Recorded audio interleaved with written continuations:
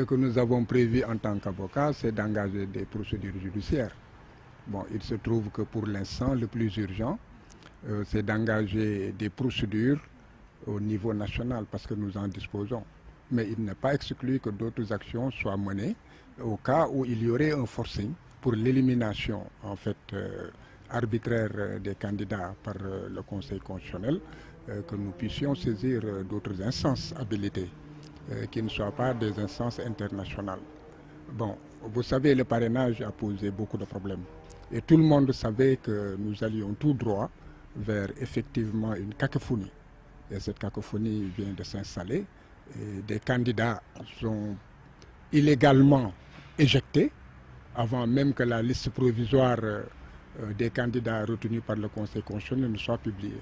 Parce que dès l'instant que les parrainages sont invalidés pour un candidat, cela signifie qu'il ne fera pas partie de la liste provisoire, a fortiori la liste définitive. Bon, cela pose en fait beaucoup de problèmes. D'abord sur les pouvoirs que le Conseil constitutionnel s'est arrogé, ce n'est pas aussi simple. Il y a beaucoup de manquements, beaucoup d'irrégularités qui sont en fait commises par le Conseil constitutionnel et qui en fait ne sont même pas, disons, on ne relève même pas de ses pouvoirs. Bon, donc M. Goudiaby fait partie des victimes du parrainage. Il y a d'autres candidats qui sont victimes du parrainage, mais nous, en tant qu'avocats, nous pensons que globalement, c'est le parrainage qui, en fait, constitue une mare dans la soupe et qui déjà fait que tout le processus électoral est déjà contaminé et tout le processus électoral ne peut pas aboutir à des élections libres et démocratiques avec l'expression de la volonté populaire sur le choix en fait de celui qui devra demain présider aux destinées en fait de notre pays. Bon, nous ne rentrons pas sur les arguments de droit, mais sachez que nous avons bien des éléments en fait de droit qui permettent de dire qu'aujourd'hui le Conseil constitutionnel a déjà sabordé les élections futures. Bon, vous savez, j'ai l'habitude de dire que nous sommes des avocats. Et par voie de conséquence, nous agissons dans le cadre des lois et les procédures que nous engageons sont toujours des procédures qui sont prévues par la loi. Nous ne tâtonnons pas, nous n'inventons pas les procédures. Maintenant, pour ce qui est de l'aboutissement, nous ne sommes pas des juges, mais nous avons des arguments sérieux en fait et des moyens sérieux en droit. Si le droit est dit, cela devrait aboutir. Je pense qu'on devrait aujourd'hui être raisonnable. Ce pays nous appartient à tous et nous devons faire en sorte que l'état de droit puisse triompher. Et l'état de droit, c'est quoi? C'est la séparation des pouvoirs, la séparation de l'exécutif et du judiciaire. Et aujourd'hui, nous assistons à, disons, des amalgames et une confusion réelle des pouvoirs où on a l'impression que le pouvoir judiciaire, en fait, est attelé au pouvoir exécutif. Bon, cela amoindrit les chances, et ces chances amoindries, bon, c'est en fait les fondements de l'état de droit qui sont sapés.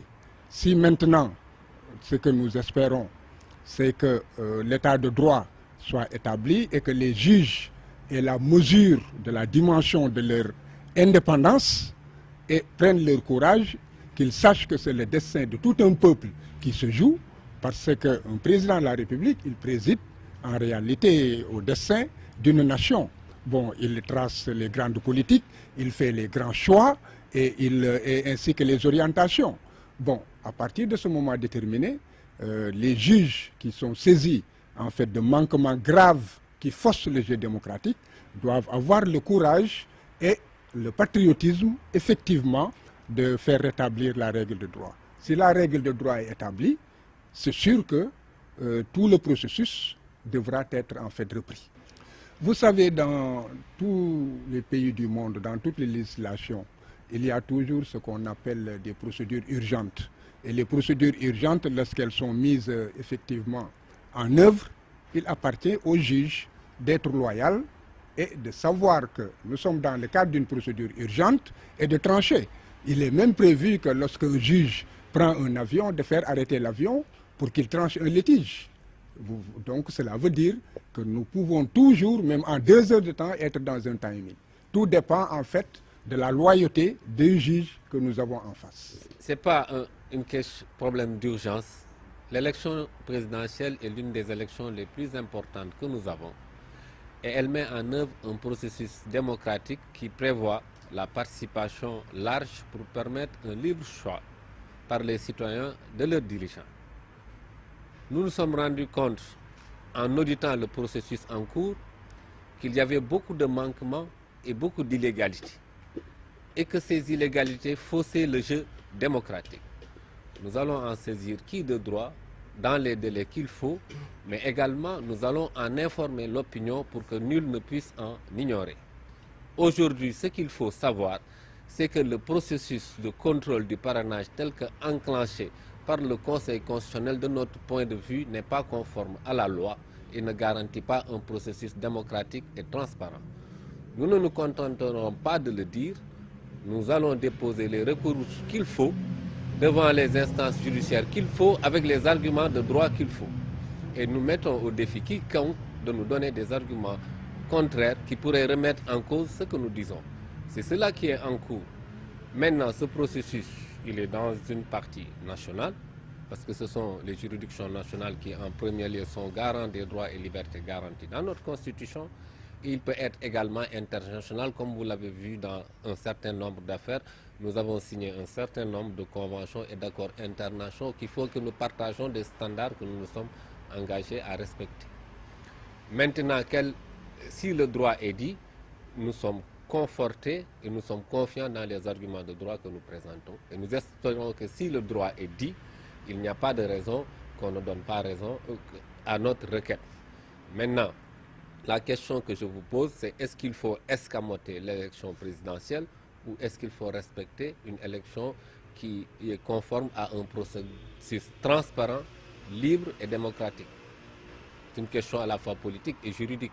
Mais moi, je ne m'occupe que du juridique et le juridique me dit aujourd'hui que ce processus est infecté et que par conséquent, il faut l'extirper.